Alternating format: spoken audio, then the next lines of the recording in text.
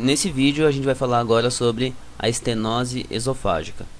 Ela é uma lesão relativamente comum por ser muito secundária a várias outras doenças também esofágicas, como por exemplo ali já mostrando as esofagites, por conta de corpo estranho. Então o corpo estranho vai inflamar o esôfago, aí às vezes essa inflamação se torna crônica, ou na própria manipulação depois da retirada do corpo estranho inflama mais ainda esse esôfago, e essa inflamação vai tendo como resultado uma fibrose depois.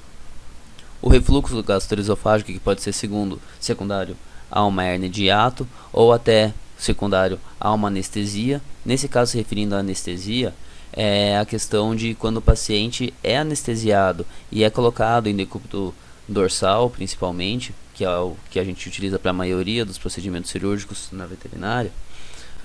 Como toda a musculatura vai relaxar diante da anestesia, o hiato esofágico também pode relaxar, e com isso o suco gástrico subir para o esôfago e ficar ali durante o tempo do procedimento cirúrgico. Por isso que se é referido a esse refluxo gastroesofágico por conta da anestesia. E do trauma, por conta de mordeduras, que daí podem lesionar de qualquer maneira o esôfago, e a resposta a essa injúria ser uma fibrose que vai estenosar. Contusões também pelo mesmo motivo. E cirúrgico, porque mesmo a gente fazendo um tratamento para alguma lesão ali do esôfago, a resposta à lesão cirúrgica, a injúria cirúrgica, pode ser por fibrose e também fazer o estreitamento desse esôfago. E agentes cáusticos também podem levar a esse tipo de irritação do esôfago, provocando uma fibrose.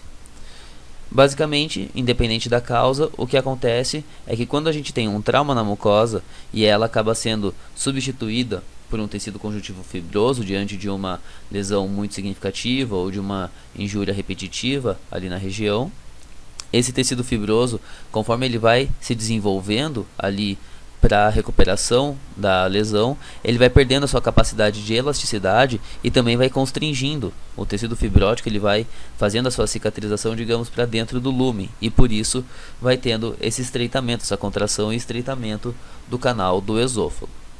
Com relação aos sinais clínicos da estenose esofágica, nós podemos ter o histórico de trauma naquela região, o histórico de uma cirurgia, como nós já comentamos, sendo feita no próprio esôfago, uma anestesia não muito tardia, o uso de tetraciclinas, que é relatado como efeito colateral à estenose esofágica, a regurgitação, que acaba sendo o sinal mais clássico, porque a comida tenta passar pelo orifício mais estreito e não consegue, por isso que acaba voltando, o vômito sendo mais incomum, dialismo e celorreia também, só mais adiante de alguma estenose muito significativa começa a ter uma obstrução mais constante ali, a náusea também. Disfagia acaba sendo sempre por conta dessa dificuldade do alimento passar na situação, na região em que está estenosada. A perda de peso consequente a não conseguir comer direito. Se não está comendo direito, não vai ter todo o nutriente que precisa, por isso vai perder peso. E tosse e aerofagia sendo também um pouco mais incomuns. E da mesma maneira, os maiores problemas se dão quando a gente começa a ter algum tipo de comprometimento respiratório, apesar de no esôfago em si, na estenose na verdade em si, ser um pouco mais incomum de ter esses comprometimentos secundários à doença em si. Principalmente o que acaba sendo seria a dificuldade respiratória por sons, pela filtração pulmonar, esses sons pulmonares alterados, mas aí seria mais por conta de uma pneumonia por aspiração da regurgitação constante que o paciente acaba tendo. E o diagnóstico se dá pelo raio-x contrastado, daí tem que ser, o esôfago não aparece facilmente no raio-x comum, então seria o raio-x com o sulfato de bário, que daí a gente consegue ver a diminuição do fluxo do sulfato na região onde tem estenose, ou a endoscopia esofágica, que é a esofagoscopia, que mostra essa imagem que a gente consegue observar aqui na lateral, em que a gente consegue ver o orifício aqui bem menor do que o resto da onde o endoscópio está. Teoricamente, esse lumen aqui, a gente teria que ver ele quase do mesmo tamanho ali da câmera lá para frente, né? Como se fosse a gente dentro de um túnel.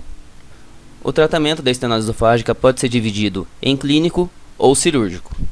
No caso, o clínico sendo tratando a esofagite que acaba existindo por conta disso e que provavelmente possa ser uma das causas até inclusive da própria estenose, e tratar a pneumonia aspirativa que o paciente possa ter se desenvolvido. e fornecer principalmente ou prioritariamente alimentação líquida para esse paciente, porque a alimentação líquida vai passar mais fácil pela região estenosada do que uma alimentação mais sólida. E, em situações muito mais graves, a gastrostomia para alimentar o paciente pela sonda gástrica mesmo. Esse vídeo termina aqui no tratamento clínico, por conta da extensão mesmo do vídeo, e na sequência vai ter a parte 2, em que a gente vai falar do tratamento cirúrgico e de todos os cuidados de pós-operatórios e complicações. Então, até a próxima parte.